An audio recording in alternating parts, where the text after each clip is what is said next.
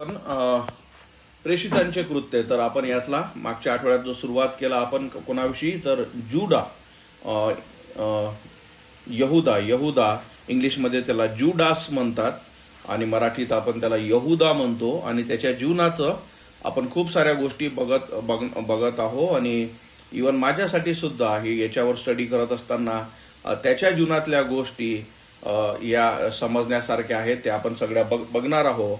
मागच्या आठवड्यात रिव्हिजन करण्यासाठी आपण काय बघितलं की जुडास हा देवाने निवडलेला म्हणजे देवाने जसे 12 शिष्य निवडले आणि तसेच त्या 12 शिष्यापैकी हा एक होता. आणि जसं मी तुम्हाला सांगितलं होतं देवाला काय आहे फोर नॉलेज याचा अर्थ काय असतो का देवाला सगळ्या गोष्टी माहीत आहे. त्याला सुरुवात माहीत आहे, त्याला अंत माहीत आहे, त्याला कुठला व्यक्ती त्याला स्वीकारणार आहे, कुठला व्यक्ती त्याला नकारणार आहे, कुणाचं अनंताचं जीवन नरकात जाणार आहे, सगळ्या गोष्टी देवाला पहिलेपासून माहीत आहे. तर माहीत असणे म्हणजे देवाने तसं करून घेणे असं नव्हे, तर त्याला काय म्हणतात फोर नॉलेज. कारण तो सर्व शक्तिमान सर्व बुद्धिमान हा देव आहे. म्हणून देवाला कधीही कुठली गोष्ट न्यूज नसते. न्यूज म्हणजे काय असते की बातमी आली. देवासाठी कुठलीच गोष्ट बातमी नव्हे, कारण देवाला सगळ्याच गोष्टी माहीत आहे. आता ही गोष्ट मी तुम्हाला यासाठी सांगितली की यावरून आपल्याला कळावं का देवाला माहीत होता का यहुदा हा जो आहे तो काय करणार आहे, तो मला पकडून देणार आहे. देवाला हे माहीत होतं की शैतान कसा त्याचा वापर करणार आहे. आणि म्हणजे आपण ह्या गोष्टी यहुदाच्या जीवनातून समजणार आहोत, शिकणार आहोत की मनुष्याचं हृदय किती कठोर आहे. आणि याच्या सगळ्यात मोठी एक गोष्ट मी तुम्हाला सांगतो, ही सगळी बायबल स्टडी आपण करतो बरोबर, बायबल स्टडी करतो, वचनं वाचतो आणि संदेश देतो आणि देवाच्या वचनाच्या आधारित सगळ्या गोष्टी करतो, इवन गीतं गातो. हे जरी देवाला गौरवण्यासाठी आपण करतो, पण याच्यातला आणखी एक सगळ्यात मोठा मुद्दा जो असतो तो म्हणजे मनुष्याची जी इच्छा आहे, म्हणजे तुमची आणि माझी जी इच्छा आहे, आपली जसं आपला जन्म जो पापात झाला आहे आणि आपली एक जी स्वतःची विल आहे, तुम्हालाही आहे मलाही आहे, आणि ही जी इच्छा आहे ही नैसर्गिकरित्या देवाकडे वळत नाही, म्हणजे आपण देवाकडे जात नाही. म्हणून देवाचं वचन काय म्हणतं, कोणालाच देव पाहिजे नाही. म्हणजे आपली नैसर्गिक इच्छा अशी नाही की मला देव पाहिजे, मी देवाशिवाय जगू शकत नाही, ही आपली नैसर्गिक किंवा पहिली इच्छा नव्हे. तर मनुष्य काय करतो, देवापासून पळतो. कसं आपल्याला माहित, एदेन बागेत जेव्हा काय केलं, आदाम आणि हवेने पाप केले, ते देवाकडे पळाले का देवापासून पळाले? ते देवापासून पळाले. एवढेच नाही पळाले का, ते एवढे पळाले तेवढ्यानं होते का, ते लपले सुद्धा. तर हा काय असतो, म्हणून त्यातून आपल्याला समजतं का हा आपल्या पापी स्वभावाचाच काय आहे, आपल्या पापी स्वभावाचे प्रतिफळ आहे. की पहिलं आपलं जी आपलं रिॲक्शन जे आहे किंवा पहिलं आपलं जे ॲक्शन आहे ते देवापासून पळणे, देवाच्या शब्दापासून पळणे, सत्यापासून पळणे, देवापासून लपणे, देवाची आज्ञा मोडणे, ह्या सगळ्या गोष्टी. आणि म्हणून तुम्ही जगात, आपल्या घरात, आपल्या कुटुंबात, आपल्या मित्रात या सगळ्या गोष्टी का बघत असता? कारण मनुष्याला देव पाहिजे नाही.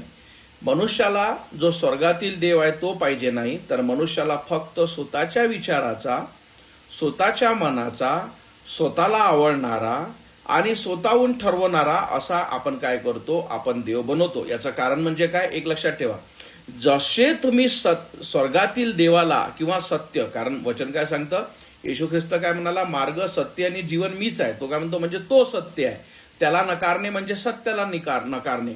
जसा मनुष्य सत्य नकारतो, तो नकारल्यानंतर तो काय करतो, खोटं स्वीकारतो.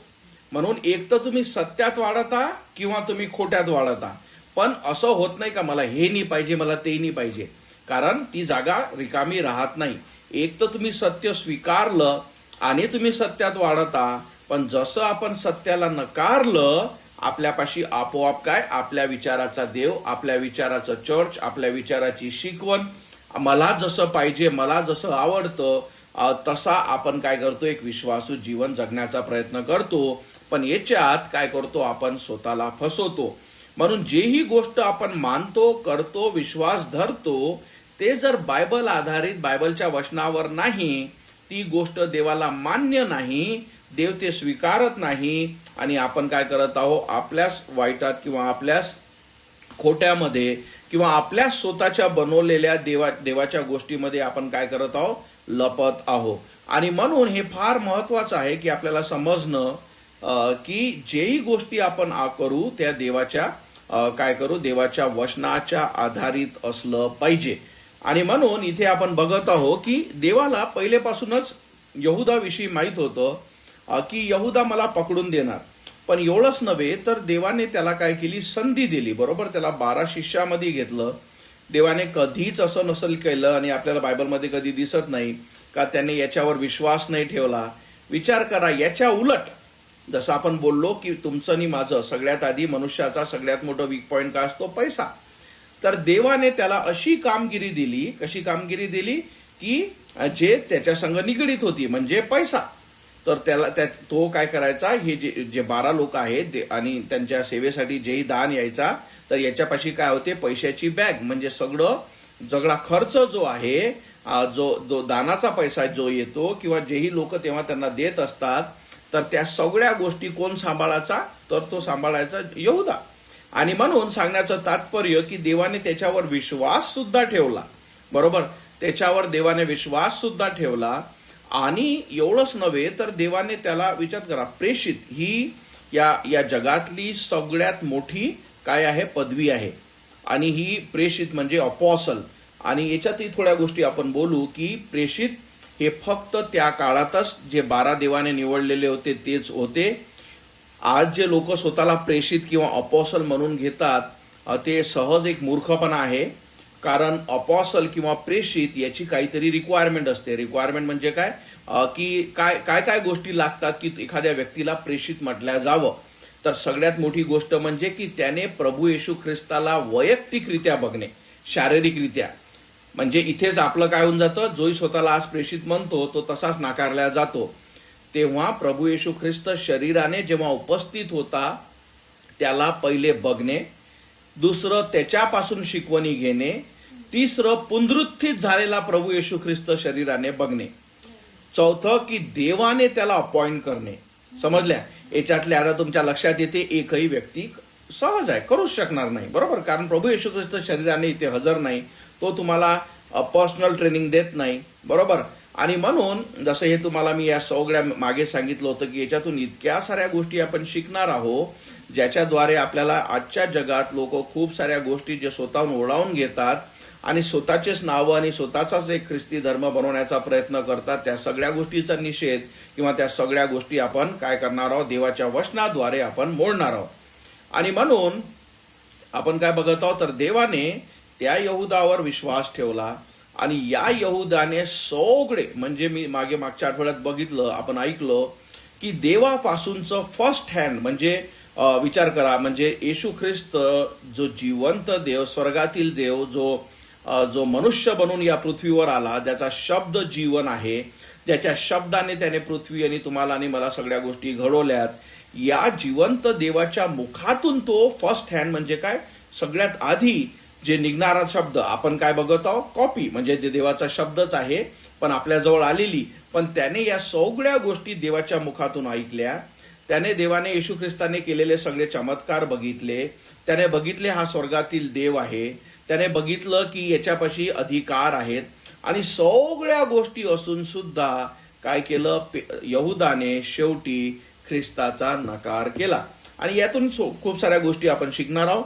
तर आपण बघतो, मागच्या आठवड्यात आपण बघितलं का हा सुरुवातीपासूनच चोर होता. जर हा जो यहुदा होता, आपण वचन बघितलं, मला वाटतं योहानचं जे वचन मी तुम्हाला रेफरन्स दिलं होतं, तर जसं जी मेरी मॅगदलिनी, बरोबर, ती जेव्हा आली आणि तिने काय केला, तिनं जे सेंट आहे, परफ्यूम आहे सगळ्यात सुंदर, ते काय केलं, ते अमूल्य पैशाचं तिच्या जवळचं होतं आणि ते तिने फोडून काय केलं, प्रभू येशू ख्रिस्ताच्या त्याच्या मरणाच्या आधी त्याचा अभिषेक करण्यासाठी तिने काय केलं, ते वापरलं. आणि ते वचन सांगतं की याने काय म्हटलं, यहुदाने, अरे एवढा पैसा खर्च केला तुम्ही, इतकं महागाच्या गोष्टी लावल्या, याच्यापेक्षा गरीबाला पैसे दिले असते तर बरे झाले असते. आणि तिथे ते वचन सांगतं का त्याने यासाठी नाही म्हटलं का याला गरीबाची काळजी होती, यासाठी म्हटलं का हा चोर होता. तर सांगण्याचं तात्पर्य, जो चोर आहे, बरोबर, त्याला असा पैसा व्यर्थ गेला की त्याला काय वाटतं, की अरे इथं फायदा झाला असता, इथं काय करत आहात तुम्ही. तर हा सुरुवातीपासूनच चोर होता. आणि म्हणून एक गोष्ट सदैव लक्षात ठेवा, तुमच्या आणि माझ्या जीवनात यातून काय शिकणं आहे.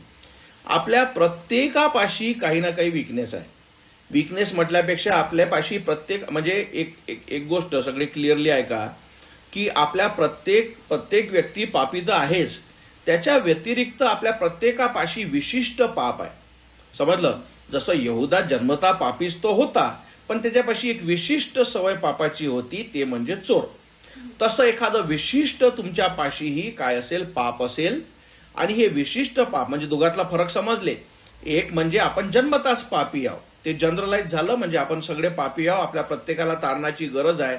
पण एक विशिष्ट गोष्ट, एक विशिष्ट पाप जे आपण सदैव धरून ठेवतो, आणि हे जे पाप आहे काय करेल, आपल्याला खतम करेल. म्हणून हे फार महत्वाचं आहे. आणि आपल्या प्रत्येकाला आपला काय ती विशिष्ट पाप आहे हे प्रत्येकाला माहित आहे. ते चोरी असू शकतो, ते लबाडी असू शकते, ते व्यभिचार असू शकते, ते खोटं बोलणं असू शकते, ते तुमचा गर्व असू शकते, हे तुम्हाला माहित. बरोबर. जसं मला माहित आहे. बरोबर. आणि म्हणून आपल्या प्रत्येकाला ते जे एक विशिष्ट पाप आहे, त्या पापासोबत रोज फाईट करावं लागते. त्या पापासोबत जर तुम्ही फाईट केलं नाही, म्हणजे त्याला लढा दिला नाही. फाईट करणे म्हणजे काय, कारण सैतान जाणतो. बरोबर. आपण जसं बघितलं आहो की आपण जन्मताच देवाचा कुठलाच मुलगा नसतो. तर आपण जेव्हा ख्रिस्ताला हाक मारतो की येशू माझा आत्मा वाचव, तो काय करतो, आपल्याला सैतानाच्या कुटुंबातून देवाच्या कुटुंबात आणतो. आपण दत्तक घेतलेले असतो. या सगळ्या गोष्टी ह्या शिकवण आहे बरं, या डॉक्ट्रिन आहे, या कथा नाही. या सदैव लक्षात असल्या पाहिजे. जर तुम्ही ऐकता समजत आणि तुमच्या लक्षात येत नाही, समजत नाही, तिथं मोठी समस्या आहे. म्हणून या सगळ्या गोष्टी लक्षात ठेवा की आपण जन्मताच कोणीच व्यक्ती जन्मताच देवाचा मुलगा नसतो. तर जन्मता आपण देव वचन काय सांगतं, आपण क्रोधाची म्हणजे सैतानाची मुलं. आणि म्हणून जेव्हा आपण ख्रिस्ताला हाक मारतो, तो काय करतो, त्या कुटुंबातून त्याला काय करतो, सैतानाच्या त्या व्यक्तीला बाहेर काढतो आणि देवाच्या कुटुंबात टाकतो. आणि म्हणून ते वचन सांगतं की जितक्यांनी त्याच्या नावावर विश्वास ठेवला तितक्यांना देवांनी त्याचे मुलं होण्याचा अधिकार दिला. आणि म्हणून तर मग जेव्हा आपलं जे पहिलं कुटुंब आहे, म्हणजे जो आपला पहिला आध्यात्मिक बाप आहे, तो म्हणजे काय, जन्मतः प्रत्येक व्यक्तीचा असतो सैतान. आणि तो आपल्या मुलांना जाणतो. आणि म्हणून जेव्हा आपण तारले जरी गेलो आणि जरी आपल्या पापाची क्षमा झाली आहे, जे तारणामुळेच होते, तरी जसं मी तुम्हाला सांगितलं, ही एक गोष्ट सदैव लक्षात असू द्या की आपल्या आत्म्याचं सॅल्वेशन झालेलं आहे. बरोबर. तारणामुळे तुमचा आत्मा वाचवला गेला. तुमचं शरीर आजही ते शापित आहे, जे आदामाला देवाने शाप दिला. बरोबर. म्हणून या शरीराचे जे फळ आहेत, बरोबर, आणि त्यातूनच पाप येतं. तर या गोष्टीला तुम्हाला मरेपर्यंत फाईट देणं आहे. बरोबर. आणि समजलं. म्हणून मी तुम्हाला काय सांगत आहे की तुमचं जे जीवन आहे, बरोबर, तुमच्या जीवनात आपण जन्मता जरी पापी असलो, पण जे विशिष्ट पाप आहे जे तुम्हाला काय करेल, खतम करून देईल. ते देवासाठी तुम्हाला निरुपयोगी करेल. आणि तुमची शांती आणि तुमचा देवासोबतचा संबंध हा जो आहे तो काय करून घेईल, ते जे विशिष्ट पाप आहे हे तुम्हाला देवापासून दूर नेईल. आणि म्हणून याची काळजी घेणे हे फार महत्वाचं आहे. तुम्हाला जर असं वाटत नसेल की माझ्यापाशी कुठलं विशिष्ट पाप नाही, तुम्ही चेक करा की तुमचं तारण झालं का नाही. हे तुम्हाला मी सांगतो व्हेरी क्लिअरली. आणि जर आपण म्हणतो की माझ्यात पाप नाही, देवाचं वचन काय म्हणतं की जो म्हणतो की माझ्यात पाप नाही तो देवाला लबाड ठरवितो. ठीक आहे. आणि म्हणून पण जो व्यक्ती तारलेला आहे त्याला समजतं की माझ्यात कुठली एक सवय जे पाप आहे आणि ज्याच्या संग माझं स्ट्रगल आहे. तर तुम्हाला त्या गोष्टीविषयी, जसं मी माझं स्वतःचं सांगत आहे, मला त्याला स्ट्रगल करावं लागतं, मला फाईट करावं लागते. कसं फाईट करता, तर देवाच्या वचनात राहण्याने, देवाला साह्य मागल्याने, आपलं मन, आपलं लक्ष, आपलं ध्यान, सगळ्या गोष्टी देवाकडे जेव्हा तुम्ही लावता, बरोबर, आणि त्याच्या साह्याने तुम्ही काय करू शकता, त्या गोष्टीसोबत फाईट करू शकता. जेव्हा तुम्ही बायबल आधारित चर्च, बायबल आधारित वचन, जेव्हा बायबल आधारित संदेश, जिथे देवाविषयी तुम्हाला शिकवल्या जातं, तुम्हाला इन्करेज केल्या जातं, अशा गोष्टीने जेव्हा तुम्ही स्वतःला भरता, तेव्हा कुठं त्या पापाला तुम्ही काय करू शकता, फाईट देऊ शकता. आणि जर तुम्ही असे करत नसाल तर ते पाप तुम्हाला काय करेल, खाऊन घेईल. बरोबर. आता इथे आपण तेच बोलत आहोत. यहुदाला आधीपासून सवय होती. तो काय होता, म्हणून आपण आता यहुदाच्या जीवनात आलो का जरी जन्मता सगळे पापी आहे, फक्त एकच देव जो आहे तो पवित्र आहे.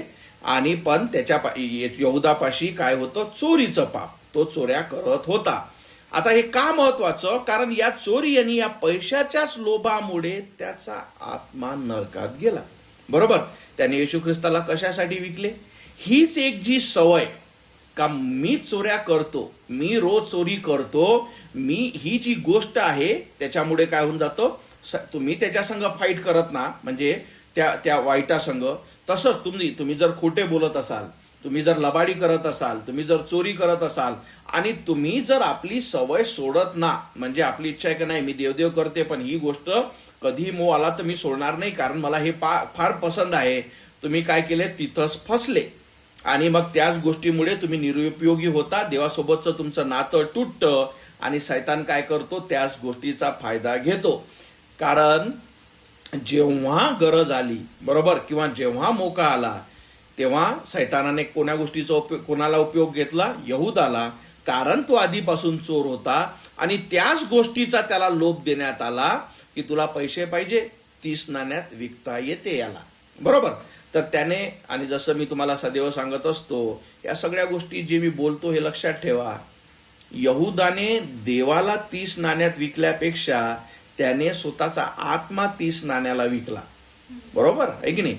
येशू ख्रिस्त पुनरुत्थित झाला, त्याला मारण्यात आलं, गाळण्यात आलं, तो 3ऱ्या दिवशी मरणातून विजयी झाला. आज देवाच्या उजव्या हाताला बसला आहे. सगळे शक्ती, सगळे पॉवर, सगळे न्याय घेण्याचे सगळे अधिकार त्याला दिले आहेत. बरोबर, तुमचं काय झालं? तुम्ही आता त्याच देवासमोर न्याय देण्यासाठी, बरोबर, वाट बघता, प्लस तुम्ही आज काय करता, अनंताच्या नरकात तळपता, रोज रात्रंदिवस तुमचा आत्मा तळपत आहे. म्हणून कोणाला विकलं? यहुदाने देवाला नाही विकलं, त्यापेक्षाही यहुदाने स्वतःचाच आत्मा काय केला, 30 नाण्याला विकला. म्हणून सांगण्याचं तात्पर्य, जेव्हा आपण आपलं पाप जे आहे त्याला बाबू बाबू करून जवळ ठेवतो, त्याला आपण नकारत नाही आणि आपल्याला ते फार फार आवडतं, कारण जर तुम्ही त्याच्यावर आळा घालत ना, बरोबर, जर तुम्ही निर्णय घेत ना, यहुदा जेव्हा त्याच्या ह्याच्यात होता, जेव्हा त्याने देवाविषयीचे सगळ्या गोष्टी ऐकल्या, तसंच आपण जेव्हा या चर्चमध्ये आहो, देवाने तुम्हाला दिलेला एक पास्टर आहे, तो तुम्हाला सरळ सगळ्या क्लिअर शब्दात देवाचे वचन शिकवत आहे. आणि मी जसं तुम्हाला स्वतःहून सांगत आहे की मी स्वतः पापी आहे, माझ्यातही असे एक पाप आहे ज्याच्या संग मला फाईट करणं आहे. बरोबर, आणि हे सगळं असताना पण जेव्हा आपण ऐकत नाही, आपण हा निर्णय घेत नाही, आपण म्हणतो की मी जशी आहे तशी राहील, मी बदलत नाही, आपण स्वतःचा यहुदा करून घेतो आणि शैतान याच गोष्टीचा फायदा उचलतो आणि त्याच पापामुळे तो काय करतो, तुम्हाला निरुपयोगी करतो, तुमचं जीवनातली शांती काढून घेतो, देवासोबतचं तुमचं नातं तुटतं आणि जर तुम्ही तारलेले नसाल, तुमचा आत्मा अनंताच्या नरकात तो टाकतो, जे त्याने यहुदासोबत केलं. म्हणून मी तुम्हाला सांगितलं की यहुदा करण्यापेक्षा की हा कसा होता, 30 नाण्यात त्यांना विकलं, त्याच्याकडे नका बघू. आरसा स्वतःला बघण्याची गरज आहे. आज तुम्हाला आणि मला स्वतःला आध्यात्मिक आरशेत बघण्याची गरज आहे. तो गेला, त्याचं संपलं, तो काही परत येत नाही. बरोबर, आज आपल्यापाशी जीवन आहे, आपल्यापाशी संधी आहे, आपल्यापाशी वेळ आहे, आपल्यापाशी देव आहे, आपल्यापाशी देवाचा पुत्र आहे, आपल्यापाशी देवाचे वचन आहे.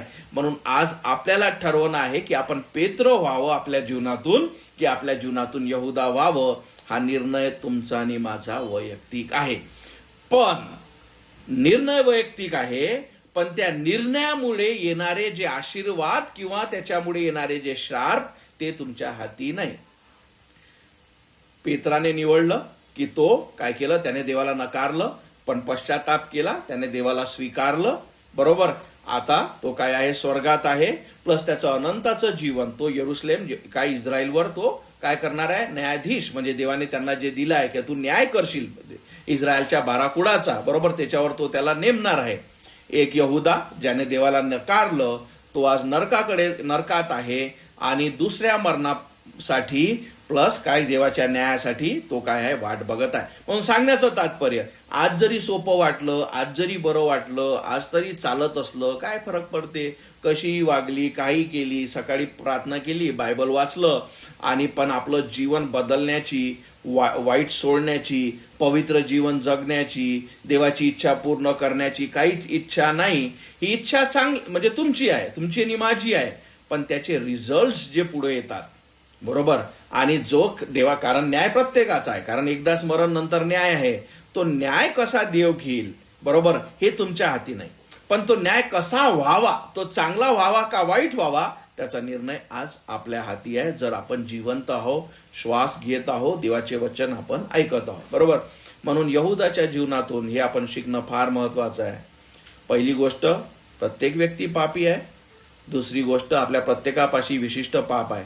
मी तुम्हाला एक गोष्ट सांगतो माझ्या कुटुंबातल्याच एका व्यक्तीविषयी, आणि त्यांच्या संग जेव्हा मी बोलत होतो, जवळीक लोक माझे, त्यांच्या चर्चमध्ये शिकवल्या जातं की म्हणजे पाप हा जो शब्द आहे हा तर म्हणजे किलोमीटरपर्यंत वापरला जात नाही. म्हणजे ज्या गोष्टीसाठी देवाचा पुत्रच या पृथ्वीवर आला, तो शब्द जे पाप आहे त्या चर्चमध्ये कधी घेत नाहीत, आणि तशाच रीतीने यांना काय केलं जातं, वाढवल्या जातं, बरोबर. त्याच रीतीने काय केल्या जाते, त्याच माइंडसेटनं का आपण ऑलरेडी संत आहोत, म्हणजे आपण तर ऑलरेडी देवाचे आहोत, आपल्या तर पापतच नाही, म्हणजे बायबल शिकवल्याच जात नाही, पण ही चुकीची शिकवण शिकवल्या जातं. आणि मग त्यांना जेव्हा पापाविषयी बोलल्या जातं, एकदम ते काय होतात, ते चलबिचल होतात की बाबा आम्ही पापी, आम्ही नाही, दुसरा पापी आहे. आणि त्यांना, आणि मला इतकं वाईट वाटतं की अरे तुम्ही आपलं काय आत्मा गमावता, तुम्हाला समजतच नाही तुमची रियालिटी काय आहे. याचं कारण म्हणजे खोट्या चर्चेसमध्ये, गाणाऱ्या चर्चेसमध्ये, आणि अशा लोकांमध्ये जे फक्त आणि फक्त शुगर कोटेड म्हणजे काय, साखरिक भाषणं आहे की नाही, गोड भाषणं, गोड गोष्टी, गोळवा. फक्त इथं ह्या चर्चमध्ये फक्त आणि फक्त मला गोळवा भेटते. आज जरी चांगलं वाटत असलं, तो ज्या दिवशी गोडबा खतम होईल, तुमचा आत्मा जेव्हा अनंतात नरकात जाईल, तुम्ही त्या गोडव्यापेक्षा म्हणाल की अरे मला असा पास्टर पाहिजे असता, असं चर्च जर असतं ज्याच्याद्वारे मला सत्य ऐकायला भेटलं असतं, माझ्या पापाविषयी मला ऐकायला भेटलं असतं, त्याच्यावर मी कार्य केलं असतं, ज्याच्यामुळे आज माझा आत्मा नरकात गेला नसता. म्हणून सांगण्याचं तात्पर्य सगळ्यात मोठं काय, पूर्ण मनुष्य जातीला, बरोबर, तुमची आणि माझी समस्या गरिबी नाही, तुमची आणि माझी समस्या आरोग्य नाही, तुमची आणि माझी समस्या कुटुंब नाही, तुमची आणि माझी समस्या या जग आणि जगाच्या भानगड्या नाही, तुमची आणि माझी समस्या पाप, त्याला सिन म्हणतात, SIN, ती एक आहे. आणि त्यासोबत आपल्याला मरेपर्यंत स्ट्रगल करावा लागतो. म्हणून मी तुम्हाला काय सांगितलं, जर व्यक्ती तारल्या गेला असेल तर फक्त त्याचा आत्मा वाचला आहे, त्याचं शरीर आजही शापित आहे, जे आपल्याला आदामापासून मिळालं, आणि त्याच्यासोबत तुम्हाला सदैव बॅटल करावं लागतं. कारण जर मग आपण म्हणतो, एक गोष्ट लक्षात ठेवा, जर म्हणतो की पहिले तर जर म्हणतो मी माझ्यात पाप नाही, तर वचन सांगतं का तुम्ही देवालाच खोटं ठरवलं की जेव्हा तुम्ही म्हणता की पाप नाही. दुसरं, जर तुमच्यात पाप नाही तर मग तुमचं आध्यात्मिक युद्ध कोणासोबत आहे, तुम्ही ऑलरेडी संत झाले, बरोबर. दुसरी गोष्ट, बायबल जेव्हा आपल्याला संत म्हणतं, बरोबर, कारण पहिले आपण देवाविरुद्ध होतो, तारणामुळे आपल्याला संत हे पदवी मिळाली. संत मदर तेरेसा नव्हे, संत हे जे कॅथलिक लोक मोठ्या मोठ्या लोकांना पदव्या देतात ते संत नव्हे, ते जे त्यांच्या पदव्या आहेत त्यांनाच मान्य आहे, आणि ते कुठंच चालत नाही. जे ख्रिस्तामध्ये तारल्या गेलेले, ज्यांच्या पापाची क्षमा झाली, त्याला बायबल संत म्हणतात. तर ही जे पदवी आहे, संत जी पदवी आहे, ही अशी पदवी आहे जी देवाने तुम्हाला दिलेली आहे, पण ती सध्या तुम्ही आज तुमच्या हाती नाही, बरोबर. म्हणजे सांगण्याचं तात्पर्य की पहिली एक गोष्ट, हे जे आहे हे फ्युचर टेन्स आहे, म्हणजे तुम्हाला तसं बोलावण्यात आलेलं आहे, तुम्हाला आता संत म्हणण्यात आलेलं आहे, आणि म्हणून तुम्ही तसे जगा की बा तुम्ही संत सारखे असले पाहिजे. संत म्हणजे पवित्र जीवन जगणे. म्हणून सांगण्याचं तात्पर्य, जर आपण म्हणतो की माझ्यात पाप नाही, तर तुमचा स्ट्रगल कुठं आहे. शुद्धीकरण हा एवढा मोठा कन्सेप्ट, इंग्लिशमध्ये त्याला सँटिफिकेशन म्हणतात. काय करणे, सँटिफिकेशन म्हणजे काय, पहिले जसं तुम्हाला शिकवलं, पहिले असतं तारण, तारणानंतर काय असतं तुमचं शुद्धीकरण, आणि सगळ्यात शेवटी जे आहे ते आहे ग्लोरिफिकेशन. ग्लोरिफिकेशन म्हणजे मराठी शब्द देवाला भेटणे किंवा पूर्णपणे जे पवित्रता मिळवणे, सोप्या शब्दात. म्हणून पुन्हा एकदा 3 स्टेजेस असतात मनुष्याच्या. या गोष्टी आहे का, आणखी तुम्हाला सुंदर गोष्टी या शिकवत आहोत. तर मनुष्य पापी जन्मतो, आणि जो तारला गेला नाही तर पापात मरतो, अनंताच्या नरकात जातो, त्याचा न्याय होतो, दुसरं मरण होतं. पण जो व्यक्ती ख्रिस्ताचा स्वीकारतो, त्याच्या जीवनातल्या 3 स्टेजेस सगळ्यात महत्वाच्या आहे. समजण्याचा प्रयत्न करा. डोकं, कान, विचार उघडे ठेवा. तारण पहिले आहे सॅल्वेशन. सॅल्वेशनमुळे आपण सैतानाच्या कुटुंबातून देवाच्या कुटुंबात येतो, त्याला आपण सॅल्वेशन म्हणतो. सगळ्यात पहिले सॅल्वेशन, त्यानंतर असतं सॅन्टिफिकेशन म्हणजे शुद्धीकरण. शुद्धीकरण म्हणजे काय की त्या पापाच्या जगातून, सैतानाच्या कुटुंबातून तुम्हाला बाहेर काढलं. आता तुमचं तारणाच्या दिवसापासून मरेपर्यंत शुद्धीकरण चालतं. शुद्धीकरण म्हणजे काय की रोज आपल्याला आपल्या पापाविषयी क्षमा, रोज पापापासून पळणे, रोज देवाची इच्छा पूर्ण करणे, रोज हे आध्यात्मिक फाईट खेळणे, आपले जे मी तुम्हाला सांगितलं विशिष्ट पाप याच्यापासून पळणे, देवाला साह्य मागणे, हा काय आहे स्पिरिच्युअल बॅटल. जितके तुम्ही स्वतःला समर्पित कराल तितकं देवाच्या शब्दाने तुम्हाला काय करेल, तुमचं शुद्धीकरण करेल. जितके तुम्ही देवाच्या शब्दापासून आणि सत्यापासून दूर वळाल तितकं तुमची शुद्धीकरणाची स्थिती काय करेल, थांबवेल. समजलं? म्हणून तारणानंतर असते शुद्धीकरण. म्हणून आपण त्याला स्पिरिच्युअल ग्रोथ, आध्यात्मिक वाढ हे कशी होते, देवाचे वचन ऐकल्याने, देवाचे वचन समजल्याने, देवाच्या वचनात वाढण्याने, देवाची इच्छा समजल्याने, देवाची इच्छा पूर्ण करण्याने.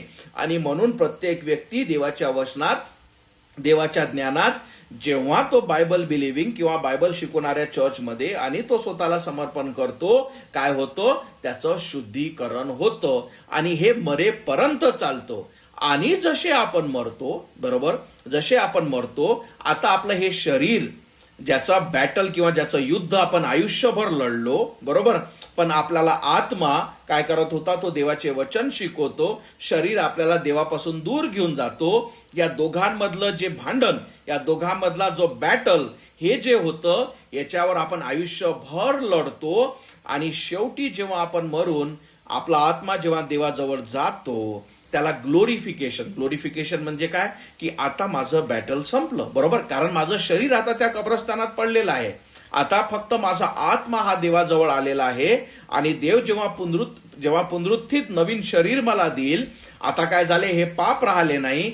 आणि पुन्हा एकदा म्हणजे माझ्याजवळ काय राहिलं, आता आत्मिक शरीर, देवापासूनचा आलेला आत्मा, आणि या शरीरामध्ये आता कुठलंच पाप नाही, कुठलंच माझं आध्यात्मिक युद्ध नाही, कुठलेच माझे विशिष्ट पाप नाही. आणि याला म्हणतात, काय म्हणतात, ग्लोरिफिकेशन म्हणजे पूर्णत्वात येणे, बरोबर. आणि म्हणून या 3 स्टेजेस आहे. जो व्यक्ती तारलेला आहे तो शुद्धीकरणाकडे वळत आहे, बरोबर. जो व्यक्ती तारल्यानंतर जो मेलेला आहे त्याचं शुद्धीकरण जितकंही स्वतःला तो काय करतो, समर्पित करतो, बरोबर, त्याच्यावर ते डिपेंड आहे. आणि ही गोष्ट जेव्हा तुम्ही ऐकता, बरोबर, हे काय आहे, देवाचे वचन आहे. म्हणूनच तर देवाने आपल्याला बायबल दिले का त्याचा शब्द तुम्हाला धुतो, त्याचा शब्द तुमची क्लिनिंग करतो, देवाचा आत्मा आपल्याला शिकवतो. पण जेव्हा आपण म्हणतो, आता हे विचार करा, हे जर तुम्हाला समजलं असेल, आता जेव्हा म्हणतो की आमच्यात पापच नाही, म्हणजे तुमचे शुद्धीकरणच नाही, बरोबर. म्हणजे आमच्यात आता आम्हाला म्हणजे आम्हाला फक्त चर्चमध्ये जाऊन फक्त गाणे म्हणण्याची गरज आहे, आम्हाला फक्त कानाला आवडणारे संदेश ऐकण्याची गरज आहे, बस प्रेज द लॉर्ड केल्यावर घरी येण्याची गरज आहे, आणि जसं पाहिजे तसं जीवन जगण्याची गरज आहे. याचं सगळ्यात मोठं कारण म्हणजे काय, पहिलेच्या देवाच्या वचनाच्या आधारित नाही. दुसरी गोष्ट जे मी तुम्हाला शिकवलं की मोस्टली या लोकांचं तारण नाही, म्हणून त्याला सॅल्वेशन समजत नाही. आणि दुसरं, खोट्या आणि वाईट चर्चेसमध्ये असल्यामुळे त्यांना देवाची शिकवणी समजत नाही. आणि म्हणून हे फार महत्वाचं आहे की आपण देवाजवळ कशासाठी येतो. आपण देवाजवळ, लक्षात ठेवा, तुमचा हेतू काय असला पाहिजे. तुमचा हेतू हे नसला पाहिजे की देवा मला तू पैसा दे, देवा मला तू आरोग्य दे. आपला पहिला हेतू, आता देवाच्या वचनातून सुद्धा आपण बघू, आपला पहिला हेतू की देवा तुझी जी इच्छा आहे ती माझ्या जीवनात पूर्ण कर. आणि त्याच्यानंतर जे तुम्हाला लागणाऱ्या गोष्टी आहेत तो देव पुरवतो. कारण देवाचे वचन काय सांगतं, पहिलं काय, देवाचं राज्य, दुसरं त्याचं नीतिमत्व म्हणजे त्याचा खरेपणा, आणि तुला लागणाऱ्या सगळ्या गोष्टी ज्या आहेत त्या मग मी तुला देईल. म्हणजे पहिले 2 कंडिशन आहे, त्यानंतर त्याच्यावरच्या ज्या लागणारे जे आशीर्वाद आहे ते देव देईल. आणि म्हणून आपण चर्चमध्ये, म्हणून मी तुम्हाला सांगत असतो की पुन्हा एकदा, जेव्हा तुम्ही माझ्या बायबल स्टडीला येता किंवा आपण जेव्हा चर्चमध्ये असता, जेव्हा तुम्ही संदेश ऐकता, मी कधीच आणि असं कधीच होणार नाही की तुमच्या मनोरंजनासाठी. हे चर्च एक हॉस्पिटल आहे आपण प्रत्येक व्यक्ती रोगी आहो, आपल्या प्रत्येकाला पापाचा रोग आहे. देव आपला डॉक्टर आहे, देवाचा शब्द आपल्याला औषध आहे. आणि देवाचा शब्द हे जे औषध आहे हे तुम्ही घेतल्याने, त्याला स्वीकारल्याने औषध सुरुवातीला कडू वाटेल, ऐकायला चांगलं लागणार नाही, पण जेव्हा तुम्ही त्याला आत्मसात करता, हा काय करेल, तुम्हाला त्या पापाचा जो रोग आहे त्याच्यातून धुण्यापासून शुद्धीकरण करण्यासाठी तुम्हाला महत्वाचा ठरेल, तुम्हाला मदत करेल. चर्च हे कधीच मनोरंजन गृह नाही का तुम्हाला येऊन मी तुम्हाला सांगणाऱ्या, तुम्हाला चांगल्या वाटणाऱ्या गोष्टी सांगेल. नाही, जी शांती आहे, जे जे जे जे जॉय आहे, ते पीस आहे, तो देवाच्या वचनातून येतो, त्याची इच्छा पूर्ण केल्याने येतो. समजलं? म्हणून सांगण्याचं तात्पर्य, ही देवाची काय आहे, योजना आहे मनुष्यासाठी.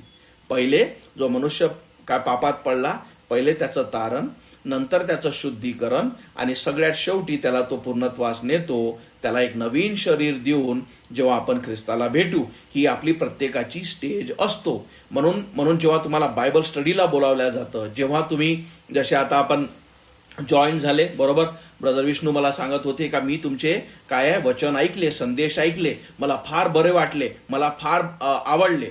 आता याचा अर्थ काय होतो? याचा अर्थ काय असतो? जरी त्यांना कानाला आवडलं, बरोबर, जरी त्यांचे ते वचनची त्यांना काय की अरे हे खूप देवाच्या वचनाच्या आधारित होतं, पण हे मनुष्याचे विचार झाले आणि ती चांगली गोष्ट आहे.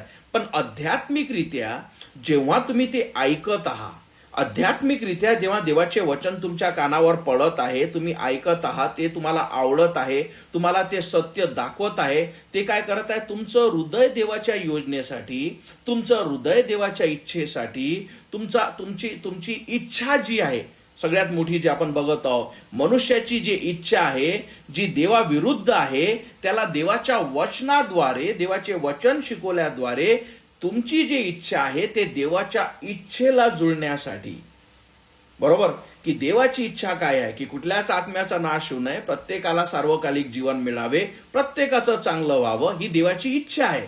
पण हे कशी होईल?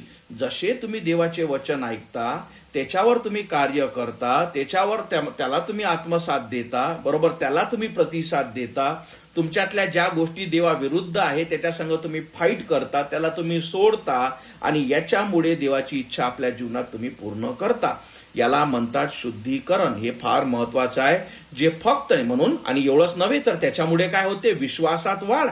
वचन काय सांगतं? संदेश ऐकल्याने विश्वास येतो, बरोबर. म्हणून ज्या मनुष्याला देव येशू ख्रिस्त काय म्हणतो हे माहित नाही, आणि जर तो येशू येशू करतो, त्याच्या विश्वासाची लेवल 0 आहे, कारण त्याला माहीतच नाही देव काय म्हणत आहे. आणि म्हणून डॉक्ट्रेन, म्हणून शिकवणी, जसं मी तुम्हाला हे सांगितलं की अरे तारण, त्याच्यानंतर काय शुद्धीकरण, त्यानंतर पूर्णपणे येणे, सॅल्वेशन, सँटिफिकेशन, ग्लोरिफिकेशन, ही मानवाशी 3 स्टेज आहे. या गोष्टी अशाच झाल्या पाहिजे. पण हे सत्य ऐकल्याने, कारण देवाचा शब्द सत्य आहे, हे काय करतो, तुमच्या विश्वासात वाढ करतो.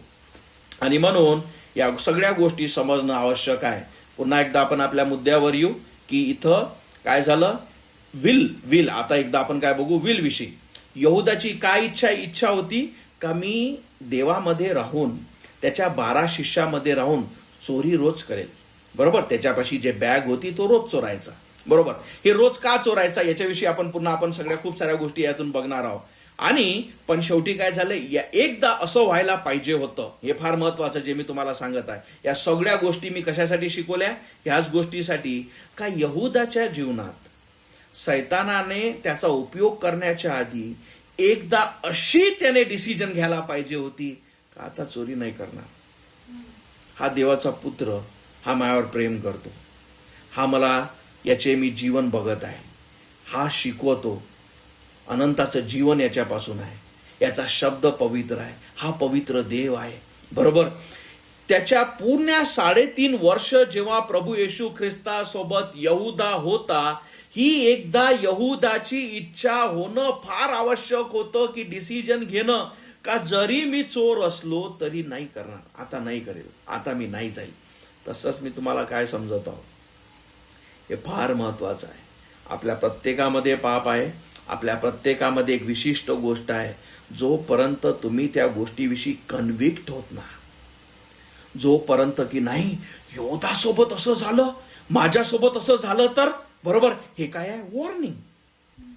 पण जर मी तुम्हाला सांगत बसलो, बघा देव किती गोड आहे आपला, किती चांगला आहे, देव तुम्हाला सगळंच काही देईल, तुम्ही विश्वास ठेवा. तुम्ही विश्वास ठेवत नाही, त्याच्यामुळेच तुमच्या संग समस्या होत आहे.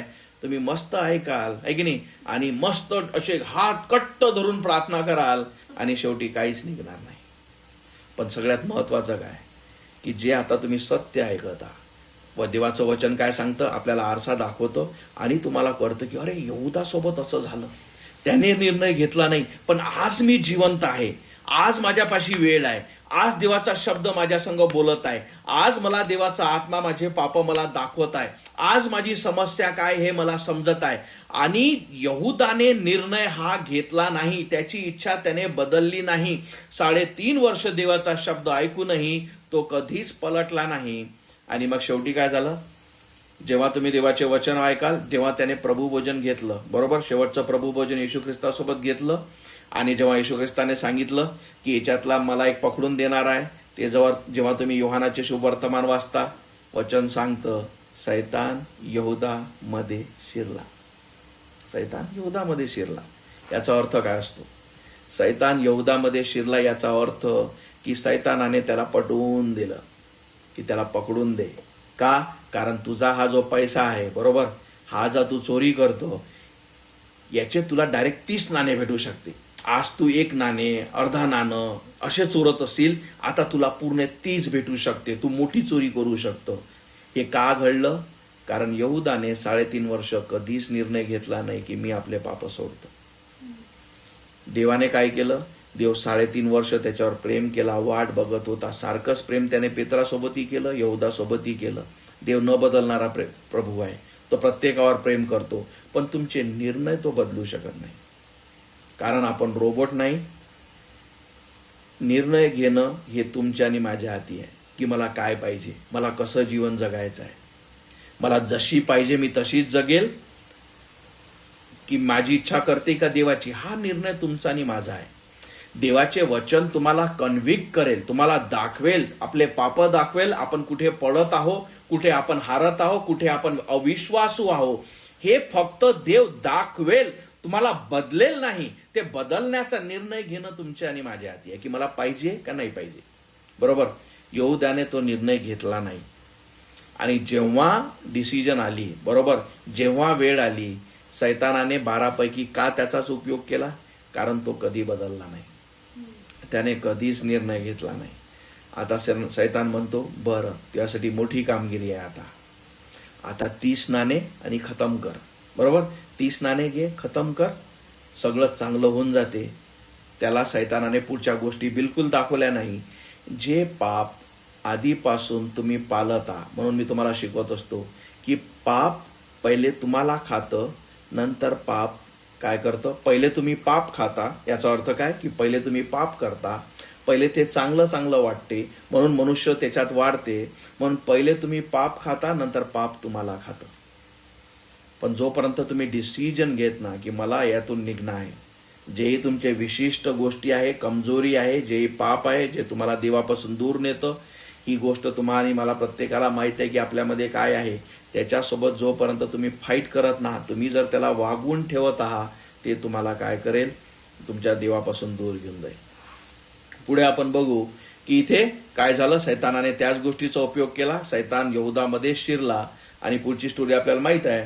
तर आपण हे वचन बघू की 16वं वचन, प्रेषितांचे कृत्य 1:16, बंधुजन हो. तर इथे कोण बोलत आहे? इथे प्रेषित बोलत आहे, पेत्र. येशूला धरून नेणाऱ्या, वाट दाखविणाऱ्या यहूदाविषयी पवित्र आत्म्याने दाविदाच्या मुखवटाने जे भविष्य आधीच वर्तवले होते ते पूर्ण होण्याचे अगत्य होते.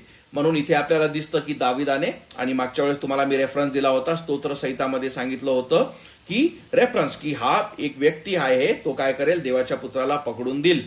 पुढे आपण बघू 17वं वचन, तो आपल्या मधलाच एक होता. आणि आपण हे सगळ्या गोष्टी आपण बघितल्या, आपल्या मधलाच एक होता आणि त्यास या सेवेतल्या लाभाचा त्याचा वाटा मिळाला होता. म्हणजे तो सांगत आहे की किती मोठी गोष्ट भेटली, का जसा ज्या सेवेचा वाटा मला भेटला, तुम्हाला भेटला, तो त्याला सुद्धा भेटला होता. देवाने त्याला सुद्धा निवडलं होतं. 18वं वचन, त्याने आपल्या दुष्टाईच्या कृतीतून, इथे समजणं, आता ही चोरी आपल्याला फक्त एवढं वाटतं की छोटीशी चोरी, आता हे फार महत्वाचं आहे, खूप सारं सत्य आहे, ऐकण्याचा समजण्याचा प्रयत्न करा. 18वं वचन, त्याने आपल्या दुष्टाईच्या कृती करून मजुरीने शेत विकत घेतले. म्हणजे याने किती प्रॉपर्टी साठवली, तर याने हे जे शेत जे आहे, आता पुन्हा एकदा तुमचं कन्फ्युजन दूर करण्यासाठी आपल्या प्रत्येकाला फक्त एवढंच समजतं, एवढंच माहित आहे, 3 गोष्टी आपल्याला माहित आहे. यहुदाने देवाला 30 नाण्यात विकलं, यहुद्याने नंतर फाशी घेतली, आणि त्या पैशाचं, मला माहित नाही तुम्हाला हे माहित आहे की नाही, की त्या पैशाचं एक काय घेतलं, एक यांनी जे लोक आहेत त्यांनी शेत घेतलं, आणि जिथे ज्यांना कोणीच नाही अशा लोकांना तिथं गाडल्या जातं. बरोबर, या 3 गोष्टी तुम्हाला माहित आहे.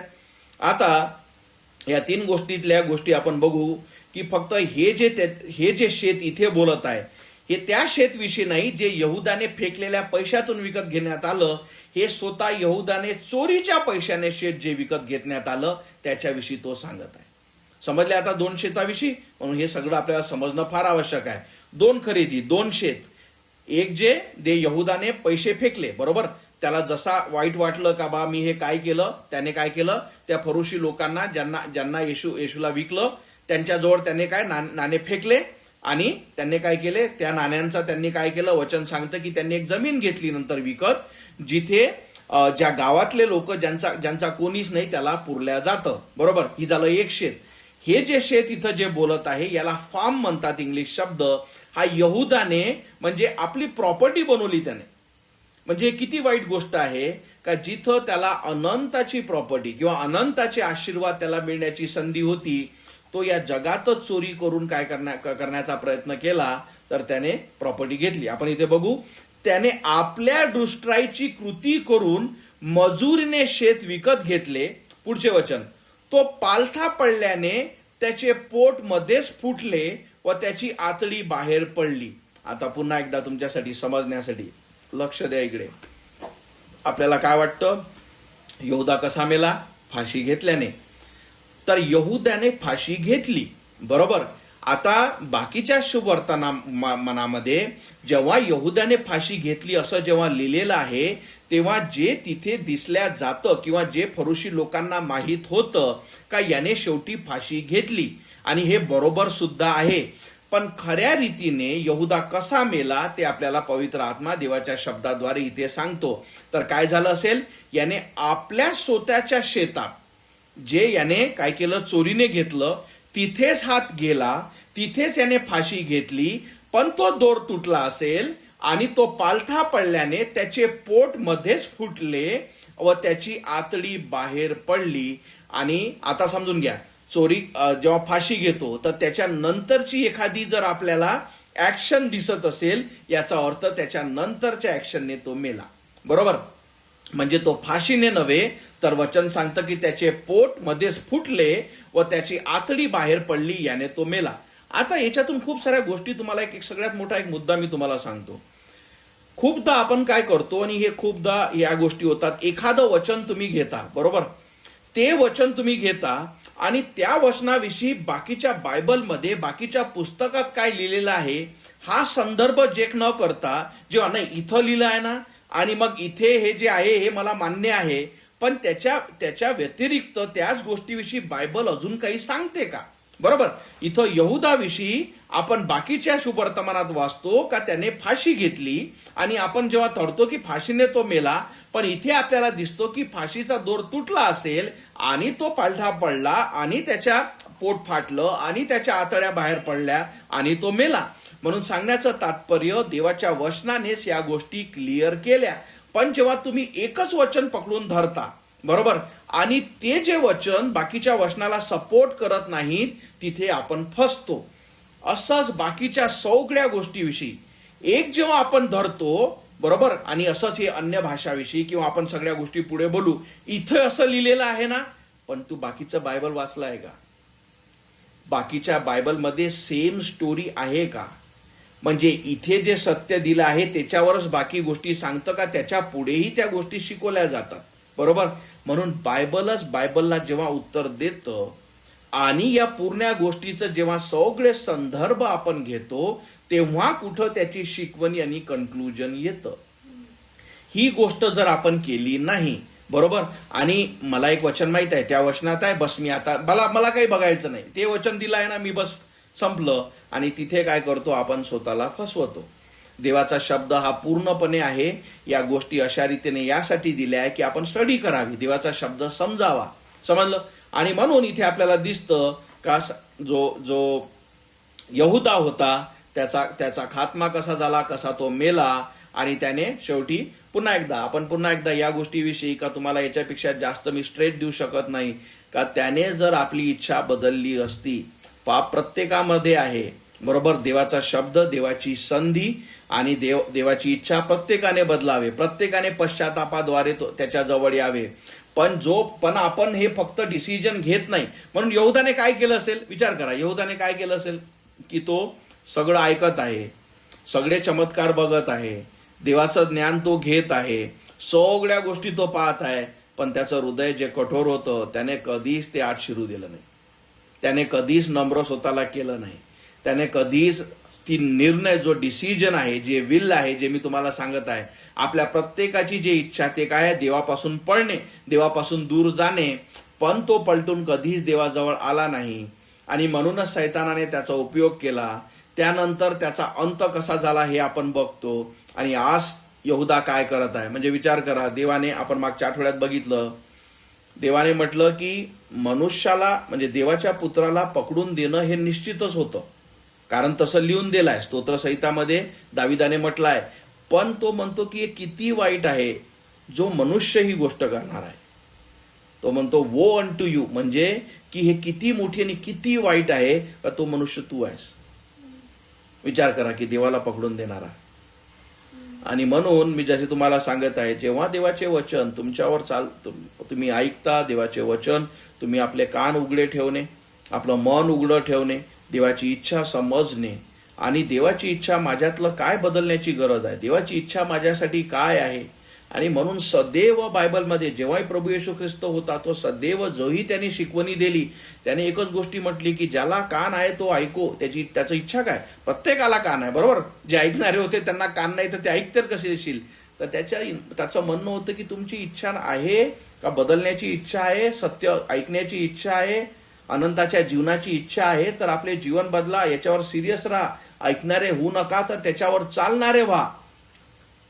आणि म्हणून ही गोष्ट जी आहे यहुदाने केली नाही. आणि अशाच रीते खूप सारे चर्चमधले लोक, मी तुम्हाला सांगतो, आपला आत्मा गमावतील, कारण त्यांनी कधीच देवाची इच्छा ऐकली नाही. त्यांनी आपल्या कानावर पडू दिलं. जसं यहुदा 3.5 वर्ष त्याने first class training, first class म्हणजे काय असतं तुम्हाला माहिती आहे. फर्स्ट क्लासचं जेव्हा प्लेन चालतं, फर्स्ट क्लास तीन सेक्शन असतं, फर्स्ट क्लास, बिझनेस क्लास आणि इकॉनॉमिकल क्लास. तर इकॉनॉमिकल म्हणजे काय आहे, सगळ्यात कमी पैशाची तिकीट, बिझनेस क्लास म्हणजे अजून महाग, आणि फर्स्ट क्लास म्हणजे अजून महाग. तर फर्स्ट क्लास म्हणजे काय, जसे तुम्ही आत जाता त्या प्लेनमध्ये सगळ्यात पहिले तुमची सीट असते, बरोबर. सगळे जे तुम्हाला बाहेर जाण्यासाठी तुम्हाला सगळ्यात पहिले प्राधान्य आहे, सगळं जेवण सगळ्यात फर्स्ट क्लास तुम्हाला भेटतं, म्हणून त्याला फर्स्ट क्लास म्हटलं जातं. इकॉनॉमिकवाला सगळ्यात शेवटी खाली उतरतो, सगळ्यात शेवटी त्याला जेवण सुद्धा वाढलं जातं. तसंच इथे त्याला फर्स्ट क्लास होतं. याचा अर्थ काय का देवाच्या मुखातून डायरेक्ट त्याच्या कानावर देवाचा शब्द होता, डायरेक्ट तो देवाचे चमत्कार बघत होता. एवढंच नव्हे तर देवाने त्यांना अधिकार सुद्धा दिले. 12 शिष्यांना देवाने अधिकार दिले, सगळे अधिकार दिले, बरोबर. तरीही याने आपलं मन पलटवलं नाही. आणि म्हणून जे सगळ्यात महत्वाचं आहे, हे आपण यहुदाच्या जीवनातून काय बघत आहोत की आपला यहुदा न होणे, बरोबर. मी ऐकत आहे, मी समजत आहे, पण मी कधीच देवाची इच्छा आपल्या जीवनात पूर्ण करत नाही. मी तटस्थ राहते, मी बदलत नाही, मी जशी आहे तशीच चांगली आहे.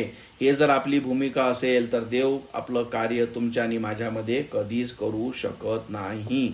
हे फार महत्वाचं आहे. पुढे आपण बघू 19वं वचन. हे यरुशलेम शहरात राहणाऱ्या सर्वांना कळले, म्हणून त्यांच्या भाषेत त्या शेताला एकलदमा म्हणजे रक्ताचे शेत असे नाव पडले आहे.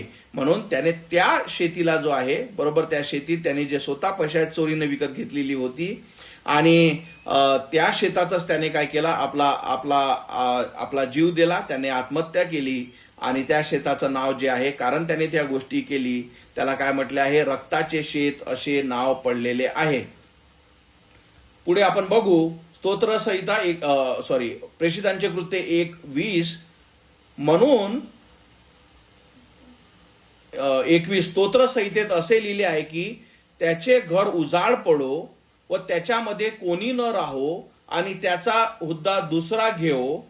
21वं वचन, म्हणून प्रभू येशू आमच्यामध्ये आत बाहेर येत जात होता त्या सर्व काळात. 22वं वचन, योहानाच्या बाप्तिस्म्यापासून तर ज्या दिवशी प्रभू येशूला आपल्यापासून वर घेण्यात आले त्या दिवसापर्यंत तर जी माणसे आपल्या संगती सोबतीत होती त्यांच्यातून एकाने आपल्या बरोबर त्याच्या पुनरुत्थानाची साक्ष झाली पाहिजे. आणि म्हणून आता यहुदापासून आता टॉपिक काय होत आहे की आता ती जे जागा भरण्याची गरज आहे, ते 12 शिष्य होते, आता 11च राहिले. आणि त्यातून एक असा व्यक्ती निवडणे आहे ज्याने, पुन्हा एकदा तुम्हाला काय सांगितलं, अपॉसल किंवा प्रेषित, हे 12 जे होते हे प्रेषित होते. आणि हे बनण्यासाठी काय गरज आहे का त्याने प्रभू येशू ख्रिस्ताला शरीराने बघणे, त्याने पुनरुत्थित येशू सुद्धा बघणे, त्याने येशू ख्रिस्ताने केलेल्या चमत्कार बघणे, येशू ख्रिस्तापासून शिकवणी घेणे आणि देवाने त्याला बोलावणं हे फार आवश्यक होतं. आणि म्हणून तो काय म्हणत आहे, आता असा व्यक्ती जो ज्याने या सगळ्या गोष्टी केल्या, म्हणून तो काय म्हणतो, त्या दिवसापर्यंत तर जी माणसे आपल्या संगती सोबतीत, म्हणजे जे आपल्यातला मध्ये आता जो आहे त्याच्यातून एकाने आपल्या बरोबर त्याच्या पुनरुत्थानाची साक्ष झाली पाहिजे. 23वं वचन, जेव्हा ज्याचे उपनाव युस्त होते तो बर्सबा म्हटलेला योसफ व मथिया, म्हणजे 2 व्यक्ती, या दोघांनी त्यांनी पुढे आणले. मग त्यांनी अशी प्रार्थना केली, आता हे दोघं लोक आले, यांना पाहिजे एकच, बरोबर.